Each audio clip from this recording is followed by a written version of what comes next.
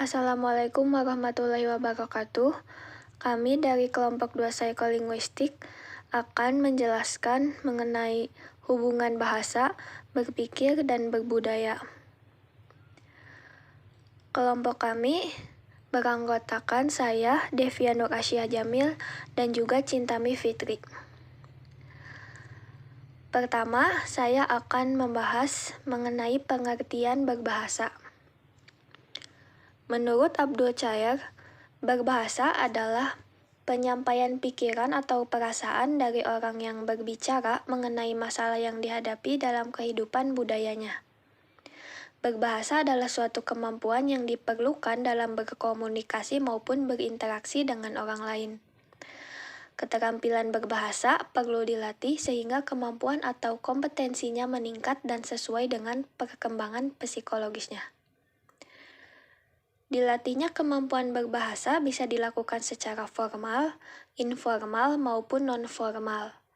Kehidupan sosial dan kemampuan sosialisasi menjadi sarana belajar dan berlatih meningkatkan kemampuan berbahasa yang biasa ditunjukkan dengan kemampuan menanggapi sesuatu pembicaraan.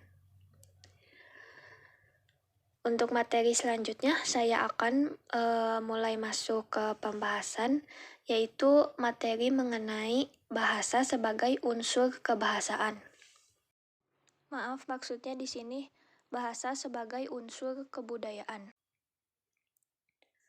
Hampir seluruh bagian dalam kehidupan manusia dilingkupi oleh bahasa sehingga bahasa adalah bagian yang tidak terpisahkan dari perkembangan budaya manusia. Segala aktivitas yang dilakukan oleh manusia dalam kehidupannya tidak terlepas dari unsur bahasa di dalamnya. Seorang peneliti yang akan memahami kebudayaan suatu masyarakat terlebih dahulu harus menguasai perkembangan bahasa suatu masyarakat, karena melalui bahasa seseorang bisa berpartisipasi dan memahami sebuah bahasa. Kojaraningrat mengatakan bahwa kebudayaan itu hanya dimiliki manusia dan tumbuh bersama dengan berkembangnya kehidupan sosial masyarakat. Untuk memahaminya, Kojaraningrat menggunakan sesuatu yang disebut kerangka kebudayaan yang memiliki dua aspek, yaitu wujud kebudayaan dan isi kebudayaan. Menurut beliau juga, bahasa merupakan bagian dari kebudayaan atau dengan kata lain bahasa itu di bawah lingkungan kebudayaan. Pada zaman purba, ketika manusia hanya terdiri dari kelompok-kelompok kecil yang tersebar di beberapa tempat saja di muka bumi ini, bahasa merupakan unsur utama yang mengandung semua unsur kebudayaan manusia lainnya. Sekarang, setelah unsur-unsur lain dari kebudayaan itu telah berkembang, bahasa hanya merupakan salah satu unsur saja, namun fungsinya sangat penting bagi kehidupan manusia. Menurut Sumarsono, bahasa sering dianggap sebagai produk sosial atau produk budaya, bahkan merupakan bagian yang tidak dapat dipisahkan dari kebudayaan. Sebagai produk sosial dan budaya, tentunya bahasa merupakan wadah untuk aspirasi sosial, kegiatan, dan perilaku masyarakat. Wadah pengungkapan budaya, termasuk teknologi yang diciptakan masyarakat. Pemakai bahasa itu sebagai cipta dan karyanya. Bahasa dalam masa tertentu berperan sebagai wadah apa yang terjadi dalam masyarakat. Selanjutnya, saya akan membahas mengenai hubungan bahasa dan pelestarian kebudayaan. Kembali mengutip dari Kojaraningrat, bahasa adalah bagian dari kebudayaan. Para ilmuwan lain mempunyai pendapat yang berbeda tentang hubungan bahasa dan pelestarian budaya. Namun secara garis besar ada dua pandangan tentang hubungan bahasa dan kebudayaan menurut Abdul Chaer dan Leonie Aristina. Yang pertama adalah hubungan subordinatif. Menurut pendapat ini, bahasa adalah bagian dari kebudayaan. Para ahli antropologi berpendapat bahwa kebudayaan suatu bangsa tidaklah mungkin dapat dikaji tanpa mengkaji terlebih dahulu bahasa bangsa itu sendiri. Karena bahasa suatu bangsa adalah bagian dari kebudayaan bangsa itu juga. Demikian, para ahli linguistik banyak yang berpendapat bahwa Pengkajian bahasa suatu penduduk asli tidak mungkin dipisahkan dari kebudayaan penduduk itu, karena semantik yang merupakan salah satu dimensi dalam kajian linguistik suatu bahasa mencakup juga kebudayaan dari penutur bahasa itu, menurut Abdul Chair pada 2003. Jadi pada intinya, dalam hubungan subordinatif ini, para ahli antropologi dan juga ahli linguistik berpendapat sama, yakni bahwa jika kita mau meneliti suatu kebudayaan, tentu saja kita tidak bisa lepas dari meneliti bahasa dari bangsa tersebut, karena bahasa merupakan bagian dari kebudayaan. Selanjutnya ada hubungan koordinatif. Mengenai hubungan bahasa dengan kebudayaan yang bersifat koordinatif, ada dua hal yang perlu dicatat, yaitu pertama, menurut Schiller, hubungan berbahasa dan berbudaya itu seperti kembar siam, dua buah fenomena yang terkait sangat erat atau seperti dua sisi mata uang. Sisi satu adalah sistem berbahasa dan sisi lainnya adalah sistem berbudaya. Yang kedua, adanya hipotesis yang sangat kontroversial. Hipotesa dua pakar linguistik yaitu Edward Sapir dan Benjamin Lee Whorf dan lazim disebut sebagai relativitas bahasa. Di dalam hipotesis itu dikemukakan bahwa berbahasa bukan hanya menentukan corak berbudaya, tetapi juga menentukan cara dan jalan pikiran yang berbeda pula. Jadi, perbedaan budaya dan pikiran manusia itu bersumber dari perbedaan berbahasa. Dengan kata lain, tanpa berbahasa, manusia tidak akan mempunyai pikiran sama sekali. Kalau bahasa itu mempengaruhi kebudayaan dan jalan pikiran manusia, maka ciri-ciri yang ada dalam suatu bahasa akan tercermin dalam sikap dan berbudaya penuturnya. Untuk materi selanjutnya, ada teori-teori yang berkaitan mengenai hubungan bahasa dan berpikir yang akan dijelaskan oleh rekan saya, Cintami. Oke, materi selanjutnya yaitu tentang teori yang menjelaskan hubungan antara bahasa dan juga berpikir. Nah, ini dilansir dari Abdul Khair tahun 2003. Setidaknya ada 7 teori yang menjelaskan tentang hubungan bahasa dan berpikir ini. Yang pertama yaitu teori dari Wilhelm von Humboldt. Dia merupakan sarjana Jerman abad ke-19 yang menekankan adanya ketergantungan pemikir manusia pada bahasa. Maksudnya, pandangan hidup dan budaya suatu masyarakat itu ya ditentukan oleh bahasa masyarakat itu sendiri, dan juga anggotanya juga tidak bisa menyimpang gitu, dari garis yang sudah ditentukan oleh bahasanya itu. Kalau misalnya ada salah seorang masyarakatnya yang ingin mengubah pandangan hidupnya gitu, ya maka dia harus mempelajari dulu bahasa yang lain gitu. Maka dengan demikian dia akan menganut cara berpikir dan juga budaya dari masyarakat itu. Nah, Humboldt juga berpendapat bahwa substansi bahasa terdiri dari dua bagian. Yang pertama itu bunyi-bunyi yang dibentuk oleh laut form, yang disebut laut form, dan juga ada berupa pikiran-pikiran yang belum terbentuk, yang itu letaknya di dalam otak, atau disebut juga dengan inner form atau ide form. Nah, dari keterangan ini bisa disimpulkan bahwa bunyi bahasa itu merupakan bentuk luar yang mana merupakan apa yang kita dengar, sedangkan pikiran itu bentuk dalam, yaitu yang ada di dalam otak gitu. Nah, kedua hal inilah baik laut form atau ide form ini yang akhirnya akan menentukan cara berpikir manusia. Kemudian yang kedua yaitu teori Sapir-Whorf. Ini tuh dua orang, yaitu Edward Sapir dan juga Benjamin Lee Whorf. Nah, Edward Sapir ini seorang linguis Amerika yang memiliki pendapat hampir sama dengan von Humboldt. Sapir mengatakan bahwa manusia di dunia ini ada di bawah belas kasih bahasanya yang sudah menjadi alat pengantar dalam kehidupan bermasyarakat. Menurut Sapir, sudah menjadi fakta bahwa kehidupan suatu masyarakat itu ya sebagian didirikan atas tabiat atau tabiat dan sifat bahasa itu. Karena itu tidak ada dua buah bahasa yang sama sehingga dapat dianggap mewakili satu masyarakat yang sama. Sedangkan menurut Benjamin Lee Whorf, dia ini seorang muridnya Sapir, menolak dengan pandangan klasik mengenai hubungan bahasa dan berpikir yang mengatakan bahwa bahasa dan berpikir itu merupakan dua hal yang berdiri sendiri.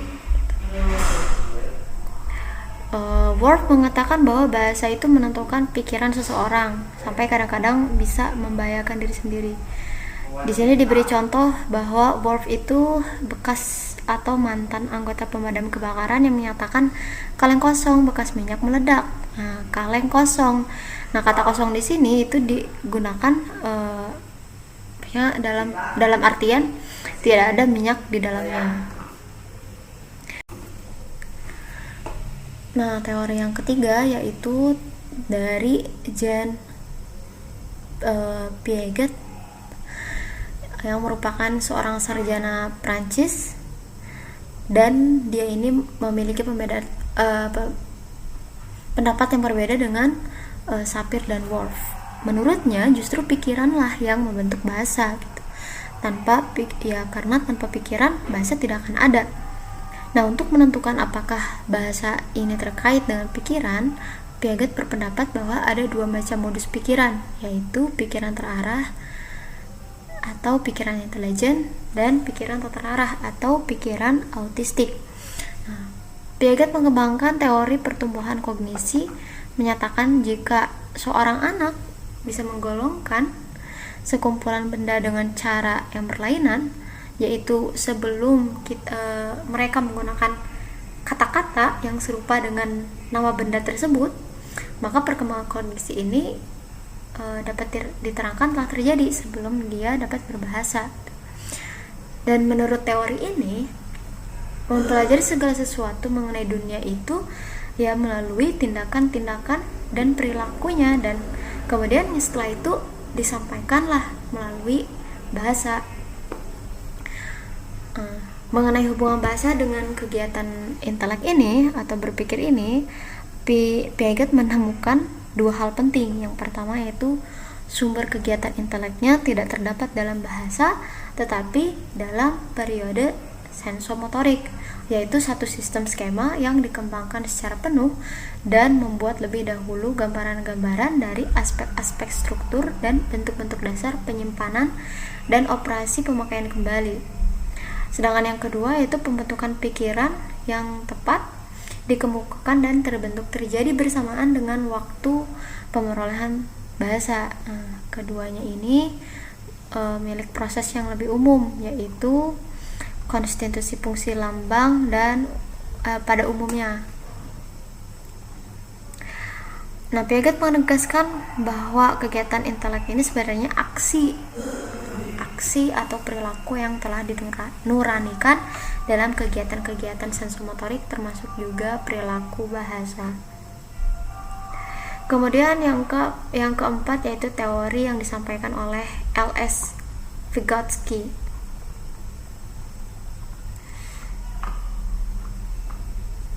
Vygotsky ini berpendapat adanya satu tahap perkembangan bahasa sebelum adanya pikiran, dan adanya satu tahap perkembangan pikiran sebelum adanya bahasa. Kemudian kedua garis perkembangan ini saling bertemu, maka terjadilah secara serentak pikiran berbahasa dan bahasa berpikir. Dengan kata lain, pikiran dan bahasa pada tahap permulaan berkembang secara terpisah dan tidak saling mempengaruhi. Nah, awalnya pikiran itu berkembang tanpa bahasa, dan bahasa mula-mula berkembang tanpa pikiran. Lalu pada tahap berikutnya, keduanya bertemu dan bekerja sama serta saling mempengaruhi. Nah, begitulah anak-anak berpikir dengan menggunakan bahasa dan berbahasa menggunakan pikiran. Kemudian ada juga teori dari Noam Chomsky. Noam Chomsky itu mengajukan kembali teori klasik yang disebut hipotesis nurani, yang mengatakan bahwa struktur bahasa dalam adalah nurani. Artinya rumus-rumus itu dibawa sejak lahir.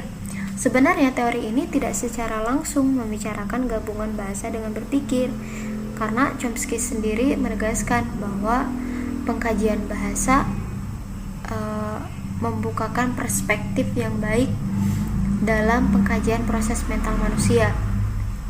Menurut Chomsky, bahasa yang digunakan di dunia ini adalah sama karena didasari oleh satu sistem yang universal. Hanyalah pada tingkat dalamnya saja yang disebut struktur dalam atau disebut dengan deep structure. Pada tingkat luar, bahasa itu berbeda-beda. Nah, pada tingkat dalam ini, bahasa itu terdapat rumus-rumus tata bahasa yang mengatur proses-proses untuk memungkinkan aspek kreatif bahasa bekerja. Chomsky juga mengistilahkan dengan inti proses generatif bahasa terdapat pada tingkat dalam ini. Inti proses generatif inilah yang merupakan alat semantik untuk menciptakan kalimat-kalimat baru yang tidak terbatas jumlahnya. Nah, hipotesis ini juga berpendapat bahwa struktur-struktur dalam bahasa adalah sama.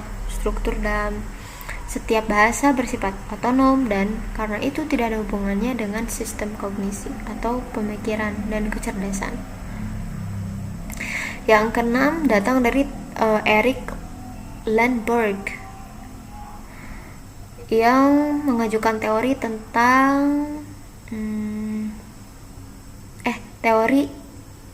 tentang kemampuan bahasa khusus. Karena menurutnya manusia itu menerima warisan biologis asli berupa kemampuan berkomunikasi dengan menggunakan bahasa khusus untuk manusia dan tidak ada hubungannya dengan kecerdasan dan pemikiran. Buktinya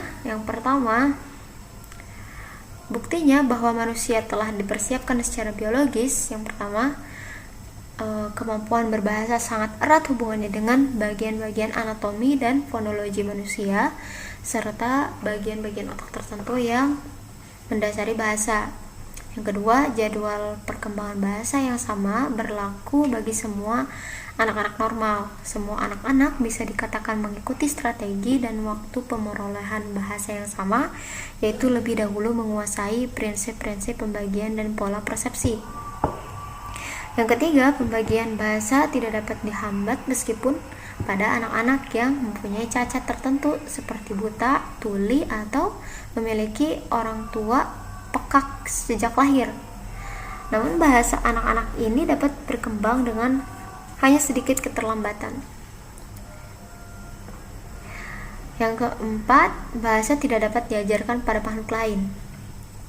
Dan yang kelima itu setiap bahasa didasarkan pada prinsip semantik, sintaksis, dan fonologi. Kemudian yang terakhir yaitu teori dari Brunner yang memperkenalkan teori instrumentalisme. Menurutnya, bahasa itu adalah alat pada manusia untuk mengembangkan dan menyempurnakan pemikiran. Dengan kata lain, bahasa dapat membantu pemikiran bahwa manusia supaya dapat berpikir lebih sistematis. Brunner berpendapat bahwa berbahasa dan berpikir berkembang dan bahasa dan berpikir itu berkembang dari sumber yang sama. Oleh karenanya, keduanya mempunyai bentuk yang sangat serupa dan saling membantu. Nah, menurut teori ini juga bahasa itu sebagai alat untuk berpikir harus berhubungan langsung dengan perilaku atau aksi serta dengan struktur pada tingkat permulaan. Dengan cara yang sama, pikiran juga berguna untuk membantu terjadinya aksi karena pikiran juga dapat membantu peta-peta kognitif mengarah kepada sesuatu yang akan ditempuh untuk mencari tujuan. Nah, jadi pada mulanya berbahasa dan berpikir itu muncul secara bersamaan untuk mengatur aksi manusia. Yang selanjutnya, keduanya saling membantu. Nah, dalam hal ini pikiran memakai elemen hubungan yang dapat digabungkan untuk membimbing aksi yang sebenarnya. Sedangkan bahasa itu menyediakan representasi produser-produser untuk melaksanakan aksi-aksi itu. Setelah teori-teori yang dikemukakan oleh para ahli tadi, kalau diperhatikan, teori-teori ini cenderung bertentangan. Kalau diulas sedikit lagi, menurut von Humboldt, dia mengatakan kalau pandangan hidup itu dipengaruhi oleh bahasa gitu, karena adanya keragaman sistem bahasa. Menurut Sapir-Whorf, dia menyatakan bahwa struktur bahasa menentukan struktur pikiran, dan menurut Piaget, struktur pikiran itu dibentuk oleh perilaku dan bukan oleh struktur bahasa. Kemudian menurut Vygotsky menyatakan bahwa awalnya bahasa dan pikiran itu berkembang sendiri-sendiri dan tidak saling mempengaruhi, tetapi pada pertumbuhannya keduanya saling mempengaruhi sehingga bahasa mempengaruhi pikiran dan pikiran juga mempengaruhi bahasa. Kemudian kalau menurut Chomsky, dia menyatakan bahwa bahasa dan pikiran itu dua buah sistem yang bersaingan yang memiliki keotonomiannya masing-masing. Kemudian kalau menurut Leonard Berg mengatakan bahwa manusia telah menerima warisan biologi ketika dilahirkan berupa kemampuan berkomunikasi dengan bahasa yang khusus untuk manusia dan tidak ada hubungannya dengan kecerdasan atau pemikiran. Kemudian yang terakhir, menurut Branner menyatakan bahwa bahasa itu alat bagi manusia untuk berpikir, untuk menyempurnakan dan mengembangkan pemikirannya.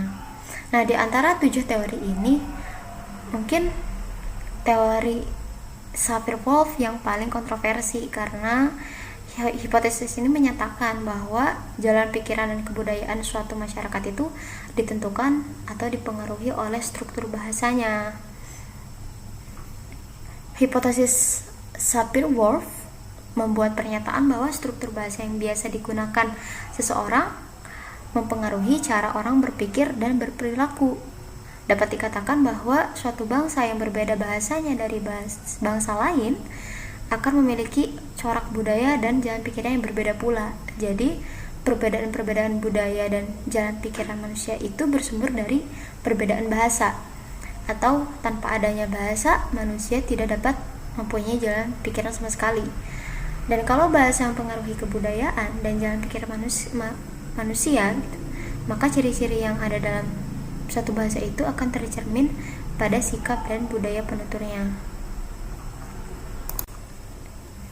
Nah, untuk membuktikan hipotesisnya Sapir dan Whorf, kemudian Farb melakukan penelitian terhadap pernikahan wanita Jepang dengan pria yang tinggal di San Francisco, Amerika. Nah, darinya Farb menemukan bahwa bahasa itu cerminan budaya, bukan faktor yang menyebabkan perbedaan kebudayaan. Bahasa Jepang yang mencerminkan kebudayaan Jepang, sedangkan bahasa Inggris yang mencerminkan kebudayaan Inggris. Terakhir yaitu uraian lebih ringkas lagi dari para ahli mengenai keterkaitan antara bahasa dengan pikiran, yang mana ini dibagi menjadi 3 kategori. Yang pertama yaitu bahasa mempengaruhi pikiran, dan tokoh yang mendukung hubungan ini adalah Edward Sapir dan Benjamin Whorf. Nah, pemahaman terhadap kata mempengaruhi pandangannya terhadap realitas. Nah, pikiran manusia itu dapat dikondisikan oleh kata yang manusia gunakan. Contohnya yang diambil oleh Whorf yaitu orang Jepang, bangsa Jepang. Orang Jepang ini mempunyai pikiran yang sangat tinggi karena orang Jepang mempunyai banyak kosakata. Gitu. Kemudian yang kedua yaitu pikiran mempengaruhi bahasa. Nah, pendukung pendapat ini adalah tokoh psikologi kognitif yang tidak asing, yaitu Jean Piaget.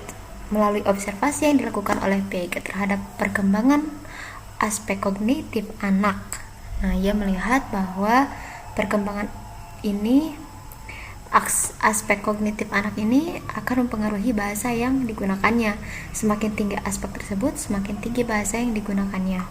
Kemudian yang terakhir yaitu bahasa dan pikiran saling mempengaruhi, dan tokoh yang mendukung ini adalah Benjamin Vygotsky, seorang ahli semantik kebangsaan Rusia yang teorinya dikenal sebagai pembaharu teori. Piaget mengatakan bahwa bahasa dan pikiran saling mempengaruhi. Nah, penggabungan Vygotsky terhadap kedua pendapat di atas banyak diterima oleh kalangan ahli psikologi kognitif. Oke teman-teman, mungkin sekian presentasi yang bisa saya dan rekan saya sampaikan. Mudah-mudahan materi ini tersampaikan dengan baik dan bisa dipahami. Terima kasih sudah menonton dan menyimak. Kurang-kurangnya kami mohon maaf. Saya akhiri. Assalamualaikum warahmatullahi wabarakatuh.